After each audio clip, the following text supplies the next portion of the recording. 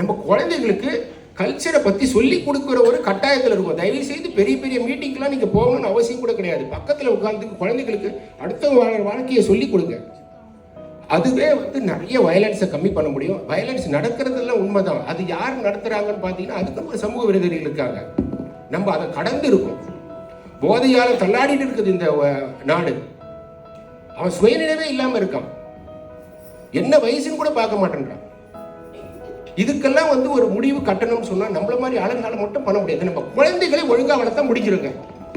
இந்த ஒரு 20 வருஷம் தாண்டி இருக்கும் நம்ம ஒன்றும் பண்ண முடியாது. இப்போ என் குழந்தைய ஒரு 15 வயசு பொண்ணை நான் எப்படி வளர்க்க போகிறேன், 10 வயசு பையனை எப்படி வளர்க்க போகிறேன். நம்ம வளர்த்தா அப்படின்னா அடுத்த இந்த 10 வருஷம் கேப்பை நம்ம ஃபில் பண்ணி வந்துடலாம்.